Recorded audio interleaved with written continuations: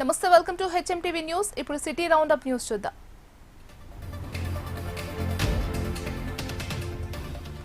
Cyber crime పోలీసులు SOT సంయుక్త operation లో mule అకౌంట్లు సరఫరా చేస్తున్న దిలీప్ సింగ్ అనే వ్యక్తిని అరెస్టు చేశారు. బ్యాంకర్స్ కూడా నిందితుడికి సహకరిస్తున్నట్లు పోలీసులు గుర్తించారు. జోర్దాన్, పింటూ బాయ్లతో ఇన్స్టాగ్రామ్ ద్వారా పరిచయం అయ్యి పేద ప్రజలతో బ్యాంక్ అకౌంట్లు ఓపెన్ చేసి సైబర్ మోసాలకు ఉపయోగించాడని బయటపడింది. నిందితుడి వద్ద ₹1,00,000 నగదు, 1 credit card, 7 check books, 3 pass books, 12 debit కార్డులు, మొబైల్స్ స్వాధీనం చేసుకున్నారు. సులభంగా డబ్బులు వస్తాయని ఆశ చూపించే వ్యక్తుల సమాచారాన్ని వెంటనే పోలీసులకు తెలియజేయాలని cyber crime DCP Sai Manohar సూచించారు. రాష్ట్ర ప్రభుత్వం విడుదల చేసిన జీవో 38 ప్రకారం బదిలీల ప్రక్రియ చేపట్టాలని డిమాండ్ చేస్తూ కోటిలోని వైద్య విద్యా సంచాలకుల ఆఫీస్ ఎదుట ప్రభుత్వ వైద్యుల సంఘం ధర్నా చేపట్టింది.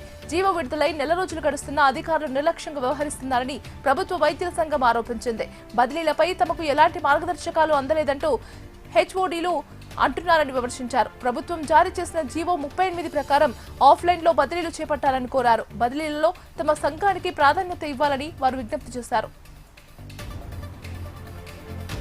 లోక్ భవన్ లో గవర్నర్ శివప్రతాప్ శుక్లతో బీజేపీ ప్రతినిధుల బృందం సమావేశమైంది.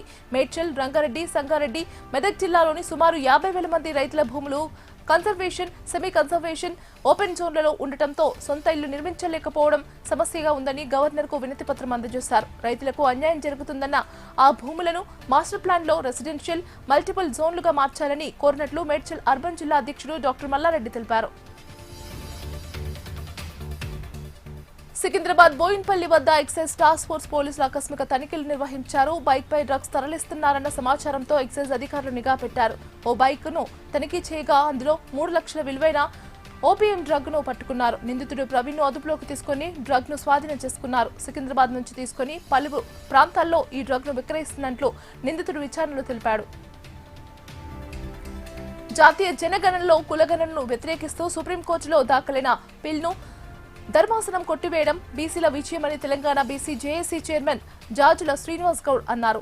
బీసీ వ్యతిరేకులకు ఇది చెంపపెట్టు లాంటిదన్నారు. కులగణన ద్వారానే దేశంలో బీసీలకు సామాజిక న్యాయం దక్కుతుందని, తద్వారా జనాభా దామాషా ప్రకారం రాజ్యాంగబద్ధమైన హక్కులు దక్కుతాయన్నారు. అయితే సుప్రీంకోర్టు తీర్పుపై ఇప్పటి వరకు కేంద్ర ప్రభుత్వం స్పందించకపోవడం బాధాకరమని అన్నారు. హైదరాబాద్ శివార్లో అబ్దుల్లాపూర్ మెట్లో దొంగలు కలకలం సృష్టించారు. ఇంట్లో నిద్రిస్తున్న మహిళ మెడలో నుంచి పుస్తల తాడును లాక్కెళ్లారు. ఎండవేడిమి, ఇంట్లో ఉక్కపోత కారణంగా అబ్దుల్లాపూర్లోని ఓ ఫ్యామిలీ రాత్రి ఇంటి డోర్ తెరిచి పడుకుంది. ఇది గమనించిన దుండగులు మహిళ మెడలో నుంచి 4 తులాల పుస్తల తాడును దొంగిలించుకుని వెళ్లారు. ఈ ఘటన స్థానికంగా కలకలం రేపింది.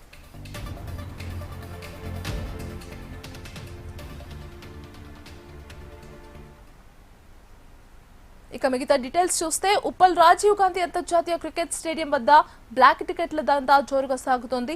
రేపు జరగబోయే ఎస్ఆర్హెచ్ ఆర్సీబీ మ్యాచ్ కోసం అభిమానులు తరలి వస్తుండగా కొందరు దుండగులు టికెట్లను అధిక ధరలకు విక్రయిస్తున్నారు. గేట్ 2 సమీపంలో ₹1,000 విలువ చేసే టికెట్ను 10,000 నుంచి ₹20,000 విక్రయాలు జరుగుతున్నాయి. ప్రీమియం టికెట్లను ఏకంగా ₹1,00,000 వరకు అమ్ముతున్నట్లు తెలుస్తోంది. పెద్ద సంఖ్యలో టికెట్లు ముందుగానే కొనుగోలు చేసిన ముఠాలు భారీ డిమాండ్ను బ్లాక్ మార్కెట్ కి ఉపయోగిస్తున్నారు. టికెట్లు దొరక్క నిరాశకు గురైన అభిమానులు బ్లాక్ టికెట్ల వైపు మొగ్గు చూపుతున్నారు. బ్లాక్ టికెట్ల వ్యవహారంపై పోలీసులు ప్రత్యేక దృష్టి సారించారు. బ్లాక్ టికెట్ల విక్రయాలకు పాల్పడుతున్న వారిపై కఠిన చర్యలు తీసుకుంటామని హెచ్చరించారు.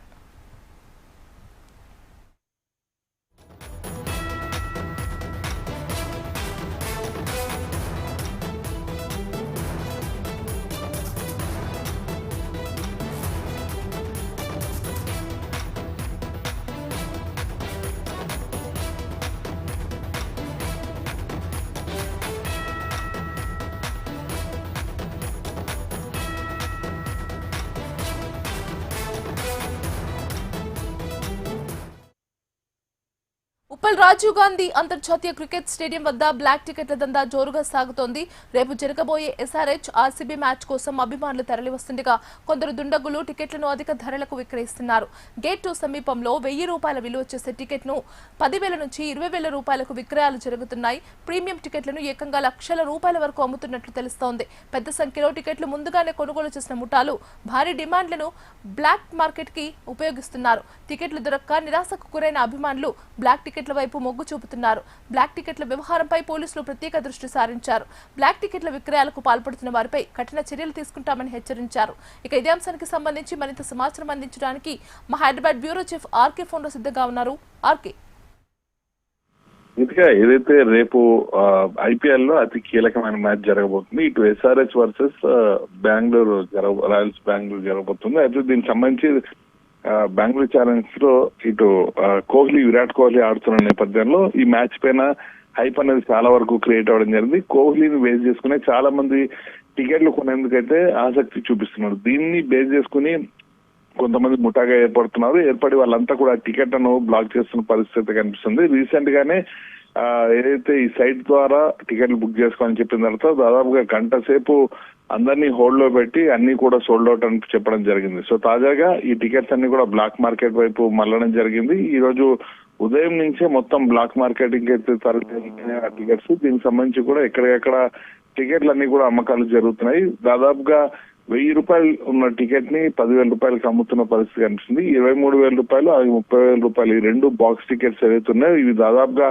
80,000 నుంచి 1,00,000 రూపాయల వరకు కూడా వీటి అమ్మకాలను అయితే చేస్తున్నారు. దీనికి సంబంధించి టాస్క్ ఫోర్స్ పోలీసులు ఉదయం సమయంలో కొంతమందిని అయితే అదుపులోకి తీసుకున్నారు. వాళ్ళని విచారించగా ఈ టికెట్లన్నీ కూడా బ్లాక్ మార్కెట్ లో ఉన్నట్టు కూడా పోలీసులకు సమాచారం అందింది. ఇప్పటికే పోలీసులు దీనికి సంబంధించి ప్రత్యేకమైన బృందాలను కూడా ఏర్పాటు చేయడం జరిగింది. అందులో రేపు మ్యాచ్ కాబట్టి రేపు పూర్తి స్థాయిలో ఇంకా బ్లాక్ మార్కెటింగ్ అనేది ఉదయం నుంచి కూడా జరిగే అవకాశం ఉంటాయి కాబట్టి పోలీసుల్ని మఫ్టీలో కూడా ఏర్పాటు చేసినట్టు కమిషనర్ సుమతి కూడా ఇప్పటికే చెప్పడం జరిగింది. మరోవైపు దీనికి సంబంధించి కూడా బ్లాక్ లో అమ్మడాన్ని ఎవరైతే ఫ్యాన్స్ అయితే తీవ్ర ఆగ్రహాన్ని వ్యక్తం చేస్తున్నారు. రేపు మ్యాచ్ ఖచ్చితంగా కోహ్లీ ఆడతాడు కాబట్టి చూడాలి కాబట్టి తప్పనిసరి పరిస్థితుల్లో ఈ టికెట్లు కొంటున్నట్టయితే వాళ్ళు చెప్తున్నారు. దీనిపైన నియంత్రణ లేకపోవడమే వీటికి ప్రధాన కారణంగా వాళ్ళంతా కూడా ఆరోపిస్తున్న పరిస్థితి కనిపిస్తుంది. ఏదేమైనా కూడా ఓవైపు రేపు చాలా కీలకమైన మ్యాచ్, మరోవైపు దాన్ని క్యాష్ చేసుకోవడానికి బ్లాక్ మార్కెట్ కి సంబంధించిన పర్సన్స్ అందరూ కూడా రంగంలోకి అయితే దిగడం జరిగింది. మరి రేపు పోలీసులు ఎంతమందిని అదుపులోకి తీసుకుంటారు, ఎన్ని టికెట్లు బ్లాక్ మార్కెట్ నుంచి టికెట్ తీసుకోవడం జరుగుతుందనేది మాత్రం చూడాల్సి ఉంటుంది. గీతిగా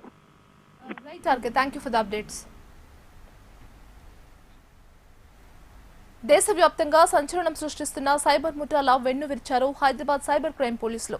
సైబర్ నేరగాళ్లకు అస్త్రంగా మారిన గోస్ట్ సిమ్ కార్డుల ముఠా గుట్టురట్టు చేశారు. ఆపరేషన్ ఆక్టోపస్ 3.0 పేరుతో దేశంలోని 13 రాష్ట్రాల్లో ఏకకాలంలో విరుచుకుపడ్డారు. 18 ప్రత్యేక పోలీస్ బృందాలు భారీ నెట్వర్క్ ను ఛేదించాయి. 7 రోజుల పాటు సాగిన ఈ మెగా ఆపరేషన్ లో ఏకంగా 66 మంది నిందితులను అరెస్టు చేశారు.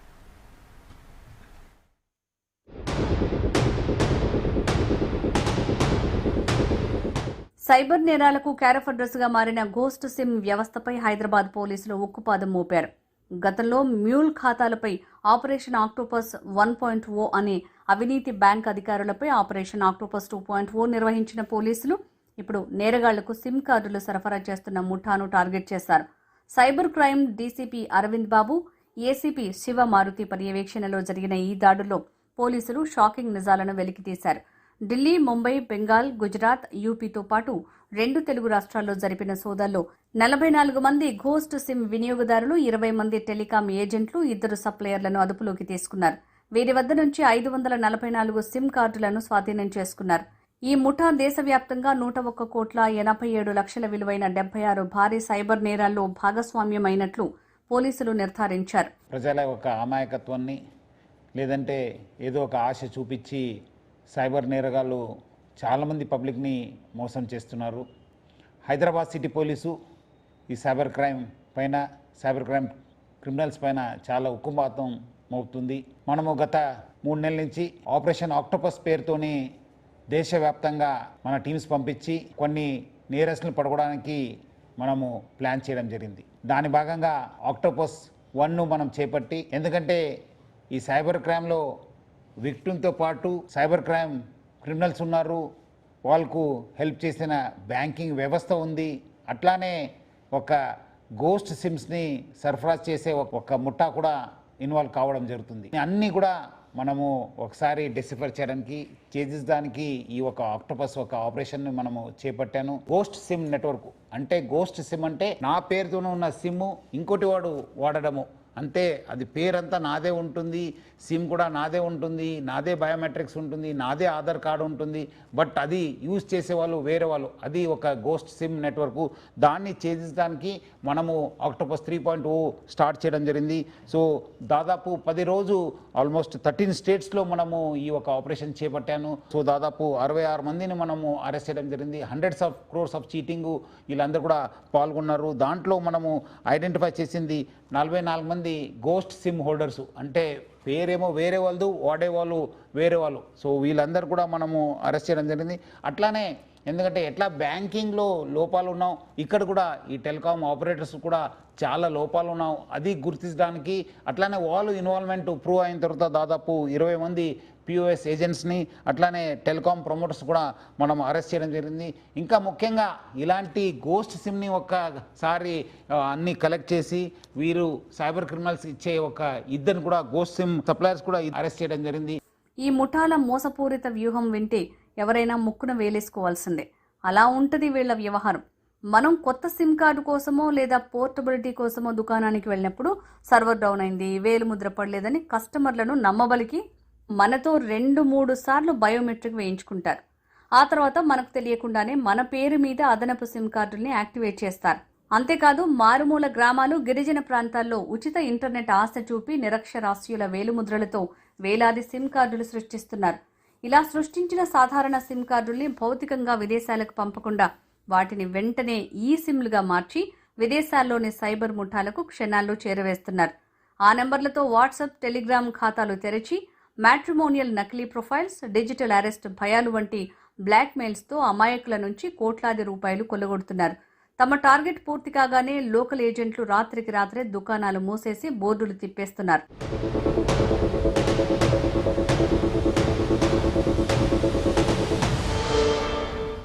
ఈ వ్యవహారాన్ని Hyderabad city police commissioner Sajjanar అత్యంత తీవ్రంగా పరిగణించారు. ఇకపై ఇలాంటి గోస్ట్ సిమ్లకు అడ్డుకట్ట వేసేందుకు టెలికాం సంస్థలైన ఎయిర్టెల్, జియో, వొడాఫోన్, ఐడియా ఉన్నతాధికారులతో సమావేశం నిర్వహించనున్నారు. నిబంధనలు ఉల్లంఘించే పాయింట్ ఆఫ్ సేల్ ఏజెంట్లు, డిస్ట్రిబ్యూటర్లను బ్లాక్ లిస్టులో పెట్టాలని, కేవైసీ ప్రక్రియను మరింత కఠినతరం చేయాలని కేంద్ర ప్రభుత్వ సంస్థలైన డిఓటి, ట్రాయ్లను కోరనున్నారు. ఆధార్ వివరాలు, బయోమెట్రిక్, ఓటీపీలను ఎవరికీ చెప్పొద్దు. మీ పేరు మీద మీకు తెలియకుండా ఎన్ని సిమ్ కార్డులున్నాయో తెలుసుకోవటానికి వెంటనే కేంద్ర ప్రభుత్వ అధికారిక పోర్టల్ సంచార్ సాథీని తనిఖీ చేయాలని సిపి సజ్జనార్ సూచనలు చేస్తున్నారు. ఒకవేళ నకిలీ నంబర్లు ఉంటే అక్కడే బ్లాక్ చేయాలని సిపి సూచిస్తున్నారు. సైబర్ మోసానికి గురైతే వెంటనే 1930 టోల్ ఫ్రీ నంబర్కి కాల్ చేయండి లేదా www.cybercrime.gov.in లో ఫిర్యాదు చేయాలని, అదేవిధంగా హైదరాబాద్ పోలీసుల సి మిత్ర సేవలను ఉపయోగించుకోవాలని హైదరాబాద్ సిపి సజ్జనార్ అన్నారు. ఈ ఆక్టోపస్ 3.0ని చాలా సీరియస్గా హైదరాబాద్ సిటీ పోలీస్ తీసుకోవడం జరిగింది. సో ఈ ఒక ఇష్యూ పైన మనము డిపార్ట్మెంట్ ఆఫ్ టెలికమ్యూనికేషన్స్కి, గవర్నమెంట్ ఆఫ్ ఇండియా కూడా మనం దృష్టికి తీసుకెళ్తాము. అట్లానే ఈ ఒక ఎవరెవరు ప్రమోటర్స్ ఉన్నారు, టెలికాం ప్రమోటర్స్, ఎయిర్టెల్ కావచ్చు, వోడాఫోన్, ఐడియా వాళ్ళు కావచ్చు, జియో వాళ్ళు కావచ్చు, వాళ్ళందరితో కూడా మీటింగ్ ఏర్పాటు చేస్తాను. ప్రజలు అర్థం చేసుకోవాలి. మీరు ఈ ఒక మీ పేరుతో ఎన్ని సిమ్స్ ఉన్నాయని చెప్పి చెక్ చేసుకోవడానికి sancharsati.gov.in అని చెప్పి ఒక special portal government of India ఏర్పాటు చేయడం జరిగింది. మీరు ఇమీడియట్లీ దాన్ని విజిట్ చేయండి. మీకు విజిట్ చేస్తే మీకు తెలిసిపోతుంది మీ పేరుతో ఏమున్నావు. సో ఇమీడియట్లీ మీరు కన్సర్న్ టెలికాం ఆపరేటర్స్ చెప్పి ఇదంతా మీరు అది స్టాప్ చేయడానికి, బ్లాక్ చేయడానికి చేయాలని చెప్పి కోరుతున్నాను. పోలీసుల నుంచి ఫోన్ కాల్ నోటీసులు వచ్చినప్పుడు మాత్రమే అనేక మంది తమ కేవైసీని గుర్తు తెలియని వారు అపహరించినట్లు గుర్తిస్తున్నారు. అయితే ఇలా జరగకుండా ప్రతి ఒక్కరూ ముందుగానే జాగ్రత్తలు వహించాలని పోలీసులు సూచిస్తున్నారు. రోజురోజుకు పెరుగుతున్న ఇలాంటి సైబర్ నేరాల పట్ల ప్రజలు అత్యంత అప్రమత్తంగా ఉండాలని పోలీసులు హెచ్చరిస్తున్నారు. నగరంలోని పాత బస్తీలో భారీ అగ్ని ప్రమాదం సంభవించింది. మదీనా సెంటర్లోని ఎస్జేవై షాపింగ్ మాల్లో భారీగా మంటలు చెలరేగాయి. ఘటనా స్థలానికి చేరుకున్న ఫైర్ సిబ్బంది 4 గంటల పాటు శ్రమించి మంటలను పూర్తిగా అదుపులోకి తీసుకొచ్చారు. ఎలాంటి ప్రాణ నష్టం జరగనప్పటికీ భారీగా ఆస్తి నష్టం జరిగింది. షార్ట్ సర్క్యూట్ వల్ల ప్రమాదం జరిగిందని పోలీసులు ప్రాథమికంగా నిర్ధారించారు. వేసవికాలం కావడంతో అగ్ని ప్రమాదాలు జరగకుండా జాగ్రత్తలు పాటించాలని అధికారులు చెబుతున్నారు. దీనికి సంబంధించి మరింత సమాచారం మా ప్రతినిధి అరుణ్ అందిస్తారు. మదీనా సెంటర్ జేవై షాపింగ్ మాల్లో ఈరోజు ఉదయం భారీ అగ్ని ప్రమాదం చోటు చేసుకుంది. అయితే ఉదయం 9:30 ప్రాంతంలో అధికారులకు సమాచారం అయితే అందించారు. సమాచారం అందుకున్నప్పుడు వెంటనే కూడా అధికారులు ఇక్కడ చేరుకొని పూర్తిగా దాదాపు 4 గంటల పాటు శ్రమించి పూర్తిగా మంటలు అదుపు చేశారు. ప్రస్తుతం మనం విజువల్స్లో కూడా చూసుకోవచ్చు. ఇక్కడ కనిపిస్తున్నటువంటి SYJ షాపింగ్ మాల్ ఇక్కడ భారీ అగ్ని ప్రమాదం అయితే ఈరోజు ఉదయం చోటు చేసుకుంది. అయితే అధికారులు ప్రాథమిక సమాచారం ప్రకారం ప్రధానంగా షార్ట్ సర్క్యూట్ వల్లే ఇక్కడ ప్రమాదం జరిగిందని అయితే చెప్తున్నట్టు పరిస్థితి కనిపిస్తుంది. అయితే పూర్తి స్థాయిలో పూర్తిగా ఈ ఘటన ముగిసిన తర్వాత మాత్రం అధికారులు లోపలికి వెళ్ళి మొత్తం దర్యాప్తు చేపట్టి ప్రమాదం ఎలా జరిగిందనేది కూడా అంచనా వేస్తారు. అయితే ఇప్పటికి మాత్రం ప్రాథమికంగా మాత్రం షార్ట్ సర్క్యూట్ కారణంగానే అగ్ని ప్రమాదం జరిగిందనే గురించి చెప్తున్న పరిస్థితి కనిపిస్తుంది. అయితే మనం ప్రస్తుతం విజువల్స్లో కూడా చూసుకోవచ్చు. బయట కనిపిస్తున్నటువంటి విజువల్స్ ఏవైతే ఉందో ఇక్కడ కేవలం 3 నుంచి 4 సెంటర్లు మాత్రమే మనకు కనిపిస్తున్నాయి. కానీ లోపల జరిగిన ఫైర్ యాక్సిడెంట్ మాత్రం భారీ అగ్ని ప్రమాదం. ప్రధానంగా లోపల దాదాపు 100 నుంచి 150 వరకు కూడా ఈ బట్టల షాపులు అనేవి ఉంటాయి. ఈ ప్రమాదం జరగడం వల్ల పెద్ద ఎత్తున కూడా మంటలు పూర్తిగా లోపలికి వ్యాపించి దాదాపు 10 నుంచి 15 షాప్స్ కూడా పూర్తిగా దగ్ధమైనట్లు సిచ్యువేషన్ కూడా మనకు కనిపిస్తుంది. ఇప్పటికైతే కూడా అధికారులకు కూడా అదే విషయం చెప్తున్నటువంటి పరిస్థితి మనకు కూడా కనిపిస్తుంది. అయితే ప్రధానంగా ఈ కాంప్లెక్స్లో కెనరా బ్యాంకు కూడా ఉంది. బ్యాంకుకు మొత్తం పాక్షికంగా కాస్త ఇబ్బంది జరిగినట్టు అయితే తెలుస్తుంది. అయితే ప్రధానంగా చార్మినార్ లాంటి ఈ ప్రాంతాల్లో ఇరుకిరుకు భవనాలు ఉండడంతో కూడా అగ్ని ప్రమాదం జరిగిన వెంబడే కూడా అధికారులు లోపలికి వెళ్ళేందుకు ప్రయత్నం చేసినప్పటికీ కూడా మనం గతంలో కూడా చూసాం. ఇలాంటి ప్రదేశాల్లో ఎక్కువగా అగ్ని ప్రమాదాలు జరిగినప్పుడు భారీగా ఆస్తి నష్టం జరగడం కూడా మనం చూసాం. ఎందుకంటే ఇక్కడికి ఏదైతే ప్రమాదవశాత్తు జరిగినప్పుడు లోపలికి వెళ్లేందుకు కూడా చాలా సమయం పడుతుంది. ఎందుకంటే ఇరుకిరుకు గల్లీలు ఉండడంతో పాటు లోపలికి వెళ్లేందుకు కూడా సరైన మార్గం ఉండకపోవడంతో ఇలా అగ్ని ప్రమాదం తీవ్రత అయితే పెరుగుతున్న సిచ్యువేషన్ కూడా మనం కనిపిస్తుంది. మనం గతంలో కూడా చూసాం. సరిగ్గా ఏడాది కిందటే గుల్జార్ హౌస్ ప్రమాదం రాష్ట్ర వ్యాప్తంగా కూడా సంచలనం సృష్టించి పెను విషాదం నిలిపింది. ఒక్కసారిగా 17 మంది కూడా అగ్ని ప్రమాదంలో మరణించిన సిచ్యువేషన్ కూడా మనం చూసాం. ఇలాంటి ఘటన కూడా సేమ్ ఇదే ఘటన జరిగినప్పటికీ కూడా అయితే ముఖ్యంగా ఎలాంటి ప్రాణ నష్టం అయితే జరగలేదు, కానీ భారీగా ఆస్తి నష్టం అయితే జరిగిందని చెప్పుకోవచ్చు. చూసుకుంటే కనుక పెద్ద ఎత్తున కూడా షాపింగ్ మాల్స్ భారీ షాపింగ్ మాల్స్ ఉండడంతో పాటు ఇక్కడికి ఎక్కువ సంఖ్యలో కూడా ఈ కస్టమర్లు కూడా ఎక్కువ వస్తున్న సిచ్యువేషన్ అయితే మనకు ఇక్కడ చూస్తూ ఉంటాం. అయితే ఇక్కడ ఉదయం ప్రమాదం జరిగినప్పుడు కూడా దాదాపు 30 నుంచి 40 మంది వరకు కూడా లోపల కస్టమర్స్ కావచ్చు, ఇంకా వ్యాపారస్తులు కూడా ఉన్నట్టు సిచ్యువేషన్ తెలిసింది. అయితే హుటాహుటినట్టు ఇక్కడికి చేరినటువంటి ఫైర్ అధికారులు మాత్రం ఇమ్మడి వారందరినీ కూడా సురక్షితంగా బయటకు తీసుకొచ్చారు. దాదాపు 4 గంటల పాటు శ్రమించి 10 నుంచి 12 ఫైర్ ఇంజన్లతో కూడా పూర్తిగా మంటలు అయితే అదుపులోకి తీసుకొచ్చారు. ప్రస్తుతం మాత్రం పూర్తిగా మంటలన్నీ కూడా కంట్రోల్లోకి అయితే వచ్చింది. అయితే తరచూ ఇలాంటి ఘటనలు జరగడం పట్ల కూడా అయితే ముఖ్యంగా ఇలాంటివన్నిటి కూడా దాదాపు 50 నుంచి 60 సంవత్సరాల వరకు ఉన్నటువంటి బిల్డింగ్స్ అన్నీ ఉన్నాయి. ఇంకా 100 ఏళ్లకు చరిత్ర ఉన్నటువంటి బిల్డింగ్స్ కూడా ఈ చార్మినార్ పరిసర ప్రాంతాల్లో అయితే ఉన్నాయి. అయితే అప్పటికి సంబంధించినటువంటి ఆ కాలానికి అనుగుణంగా అప్పుడు ఏర్పాటు చేసుకున్నటువంటి ఈ వైర్ సిస్టమ్ అనేది కూడా కాస్త మార్చాల్సి ఉందని కూడా అధికారులు చెప్తున్న పరిస్థితి. ముఖ్యంగా దాదాపు 40 నుంచి 45 డిగ్రీల ఎండలు కాస్తున్న ఈ సమయంలో కూడా ఇలాంటి ప్రమాదాలు జరిగే అవకాశం ఉందని కూడా మనకు అధికారులు చెప్తున్న సిచ్యువేషన్ కూడా కనిపిస్తుంది. ప్రధానంగా ఈ వైర్ కనెక్షన్స్ ఏదైతే ఉందో ఈ వైర్ కనెక్షన్స్ కూడా పూర్తిగా మార్చుకోవాలి.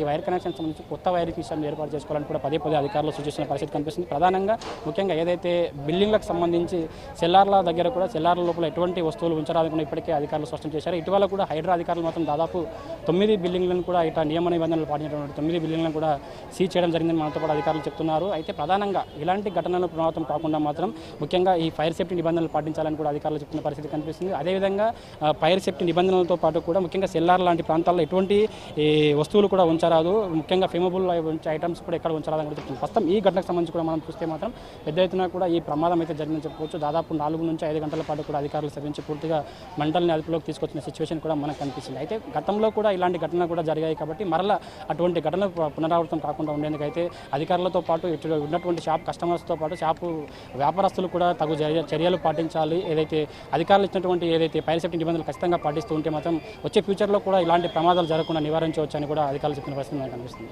వీడియో జర్నలిస్ట్ సతీష్తో అరుణ్, HMTV, హైదరాబాద్.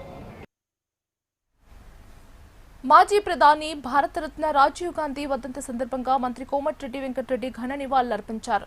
హైదరాబాద్లోని మినిస్టర్స్ క్వార్టర్స్ లో ఉన్న తన నివాసంలో జరిగిన కార్యక్రమంలో రాజీవ్ గాంధీ చిత్రపటానికి పుష్పాంజలి ఘటించారు.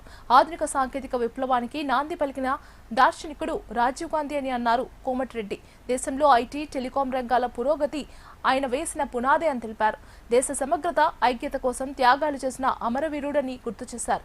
రాజీవ్ గాంధీ చూపిన శాంతి, సామరస్యం, లౌకికవాద మార్గంలో నడుస్తూ బలహీన వర్గాల అభ్యున్నతికి కాంగ్రెస్ ప్రభుత్వం కట్టుబడి ఉందని మంత్రి స్పష్టం చేశారు.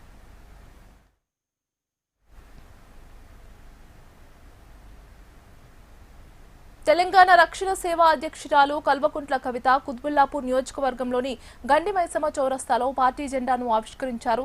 ఈ కార్యక్రమంతో ఆమె రాష్ట్ర వ్యాప్తంగా తెలంగాణ రక్షణ సేన జెండా పండుగను లాంఛనంగా ప్రారంభించారు. ఈ జెండా పండుగ జూన్ 20 వరకు రాష్ట్ర వ్యాప్తంగా కొనసాగుతుందన్నారు కల్వకుంట్ల కవిత.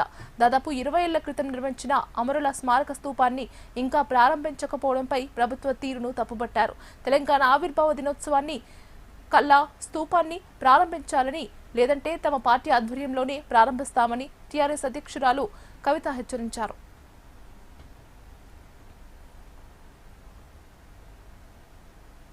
కాంటినెంటల్ హాస్పిటల్స్ ఆధ్వర్యంలో మహిళల ప్రత్యేక ఆరోగ్య అవసరాలను దృష్టిలో ఉంచుకొని Continental El Sante cosmetic gynaecology centre ఘనంగా ప్రారంభమైంది.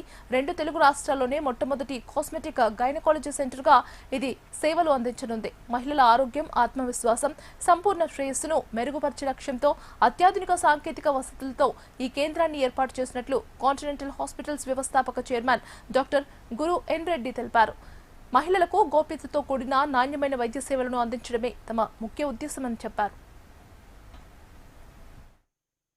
కాంటినెంటల్ హాస్పిటల్స్ లో అందరూ పాల్గొన్నారు. Continental El Sante cosmetic and reconstructive gynaecologic centre మేము మొదలుపెట్టాం. ఓకే, ఈ సెంటరు నా ప్రక్కన డాక్టర్ నవనీత్ మేఘన్ గారు, ఈ సెంటర్ డైరెక్టరు. ఈయన ప్రఖ్యాతి కాంచిన శస్త్రచికిత్స చేసిన ఫోర్ ఫ్రంట్లో మన భారతదేశంలో కాకుండా కూడా ఈయన ఇంటర్నేషనల్లీ రెనౌండ్ సర్జన్ అయినప్పటికీ వారి ఆధ్వర్యంలో ఈ సెంటర్ మేము ఎస్టాబ్లిష్ చేశాము.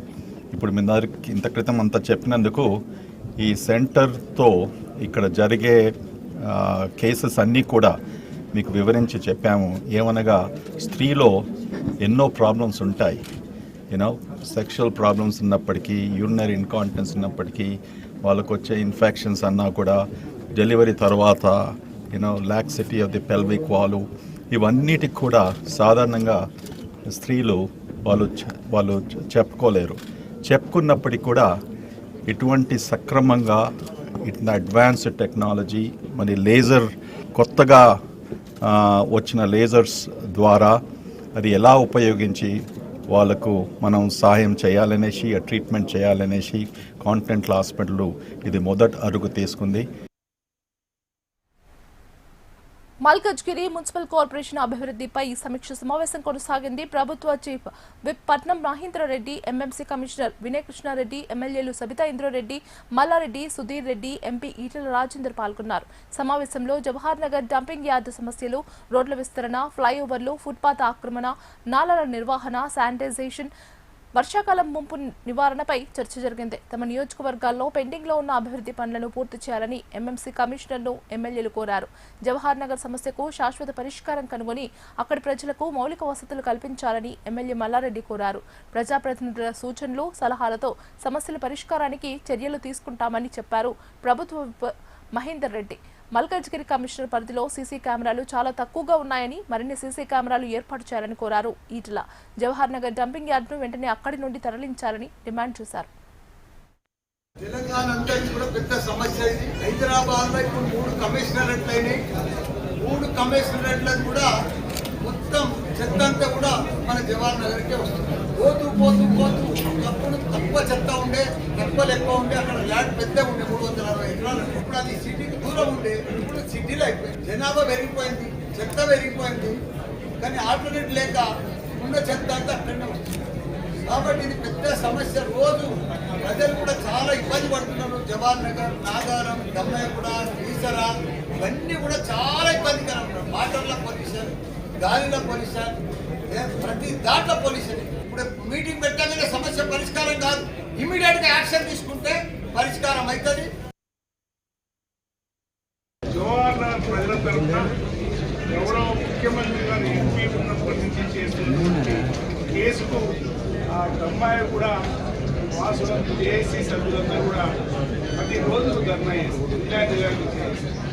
గౌరవ ముఖ్యమంత్రి గారి దగ్గరికి మేమందరం కూడా పోయి, ఈ ప్రాంతంలో ప్రజలకు ఇబ్బంది పడుతూ ఉన్నారు అంటే మరి నన్నేం చేయమంటారు, ప్రభుత్వము తీసుకున్నటువంటి నిర్ణయాలు 4 డంపింగ్ యార్డులు చేసింది. 4టికి అన్ని పార్టీలు సహకరించాలి. మీరు అఖిలపక్ష సమావేశం ఏర్పాటు చేయండి, ప్రజలందరికీ తెలియజేయాలని చెప్పి ఈ సమావేశం ఏర్పాటు చేసింది. ముఖ్యంగా రామ్కి ఏదైతే డంపింగ్ యార్డ్ ఉన్నదో దాని విషయంలో కూడా రేపు 9 గంటల ఎంపీతో పాటు ఎమ్మెల్యేలంతా కూడా పోతాం. ఇంకా నాకు కూడా రంగారెడ్డి జిల్లా రివ్యూ ఉన్నది కాబట్టి మేము పోలేకపోతాం. వీళ్ళందరూ కూడా రేపు పోయి తప్పకుండా కమిషనర్ గారు మంచి కమిషనర్ వచ్చారు, వారు కూడా అర్థం చేసుకొని ప్రజలకు ఇబ్బంది కాకుండా దాంట్లో ధర్నాలు చేస్తున్నటువంటి సోదరి మాణిక్యాలను మాట్లాడినారు. వాళ్ళు ఆవేదన చెప్పడం కూడా జరిగింది కాబట్టి రామ్కి అధికారులు కూడా మరి వాళ్ళు ఏదైతే అగ్రిమెంట్ చేసుకున్నారో దాని ప్రకారం చేయాల్సిన బాధ్యత ఉన్నది. వాళ్ళు కూడా చెప్పినారు మేము అన్నీ చేస్తున్నామని చెప్పి. మరి వాళ్ళు చెప్పింది కూడా నమ్మలేక మరి 9 గంటలకు మేము వస్తామని చెప్పి అంటున్నాను కాబట్టి ఎంపీ గారితో పాటు ఎమ్మెల్యేలతో కూడా పోతారు.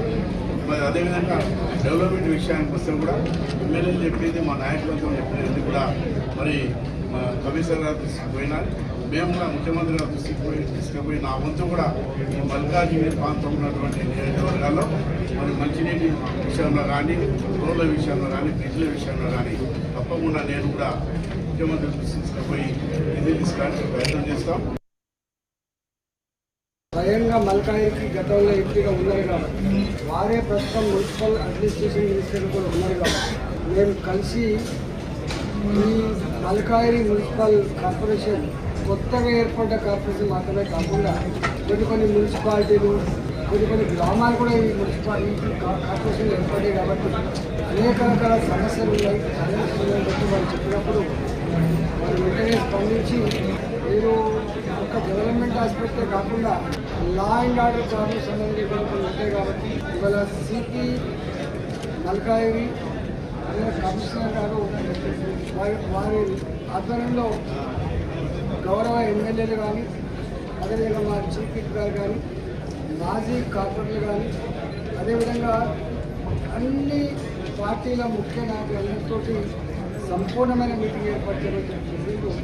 దానికి అనుగుణంగా ఈరోజు ఈ మల్కాజ్గిరి పరిధిలో ఉన్నటువంటి డిపార్ట్మెంట్ ఆఫీసర్లు అదే ప్రజాప్రతినిధులు చేసిన మహానగర వాహనదారులపై చమురు ధరలు నడ్డి విరుస్తుంది. అంతర్జాతీయ ధరల సాకుతో ఆయిల్ కంపెనీలు సామాన్యుడి జేబుకు చిల్లు పెట్టాయి. హైదరాబాద్, రంగారెడ్డి, మేడ్చల్ జిల్లాల పరిధిలోని వాహనదారులపై పెట్రోల్, డీజిల్ ధరల పెంపు ఊహించని భారాన్ని మోపింది. కేవలం గ్రేటర్ పరిధిలోనే పెరిగిన ధరల వల్ల నెలకు ఏకంగా 124 కోట్ల రూపాయల అదనపు భారం పడనుంది. దీనిపై మరింత సమాచారం మా ప్రతినిధి ప్రియాంక అందిస్తారు. పెరిగిన పెట్రోల్, డీజిల్ ధరలు సామాన్యుడి బడ్జెట్పై తీరని భారం మోపుతున్నాయి. ముఖ్యంగా అంటే రాష్ట్ర వ్యాప్తంగానే కాకుండా ఒక హైదరాబాద్లో చూసుకున్నట్లయితే కూడా నెలకి దాదాపుగా ప్రజలపైన 124.39 కోట్ల అదనపు భారం పడుతుందని కూడా అధికారులు అంచనా వేస్తున్నారు. అకస్మాత్తుగా ధరల పెరుగుదల పట్ల అయితే నగర వాహనదారులు అయితే తీవ్ర ఆగ్రహం వ్యక్తం చేస్తున్నారు. అయితే గ్రేటర్ పరిధిలోని హైదరాబాద్, రంగారెడ్డి, మేడ్చల్ జిల్లాలో ఉన్న సుమారుగా 1280కి పైగా పెట్రోల్ బంకుల దగ్గర అయితే రోజువారీగా 55 లక్షల లీటర్ల పెట్రోల్, అదేవిధంగా 70 లక్షల లీటర్ల డీజిల్ వినియోగం అయితే జరుగుతుంది. నగర రవాణాలు, అదేవిధంగా క్యాబ్లు, లాజిస్టిక్, నిర్మాణ రంగాల అవసరాల వల్ల కూడా డీజిల్ వినియోగం ఇక్కడ ఎక్కువగా ఉంటుంది. తెలంగాణ రాష్ట్ర వ్యాప్తంగా అమ్ముడయ్యే మొత్తం పెట్రోల్లో కూడా ఈ హైదరాబాద్ వాటానే దాదాపుగా 60% ఉంటుంది. డీజిల్ చూసుకున్నట్టయితే కూడా 40% వరకు అయితే ఉంటుందని అంచనా. వేగంగా అభివృద్ధి చెందుతున్న గ్లోబల్ సిటీగా మారడము, అదేవిధంగా ఇక్కడ జనాభాలు కూడా పెరగడము, ఎక్కువ శాతం మంది ఇక్కడ జాబర్స్ ఉంటారు, ఇతర అవసరాల కోసం హైదరాబాద్కి వచ్చే వాళ్ళు కూడా ఎక్కువగా ఉంటారు. కాబట్టి రోజు రోజుకి ఇటు జనాభా సంఖ్య కూడా పెరుగుతూ ఉంటుంది. అయితే ఈ నేపథ్యంలో కూడా హైదరాబాద్లో ఎక్కువగా వాహనాలు వినియోగిస్తూ ఉంటారు. ఈ నేపథ్యంలో కూడా పెట్రోల్ ఎక్కువగా వాడుతూ ఉంటారు. అయితే ఈ పెట్రోల్ ఎక్కువగా వాడడము, దానికి తగ్గట్టుగా ఈ ధరలు కూడా ఎక్కువగా పెరుగుతుండడంతో కూడా సామాన్యుల బడ్జెట్పై తీరని భారం అయితే మోపుతుందని నిపుణులు తెలుపుతున్నారు. జర్నలిస్ట్ గజనంతో ప్రియాంక, HMTV, హైదరాబాద్. ఇవి bulletin updates. Stay tune to HMTV.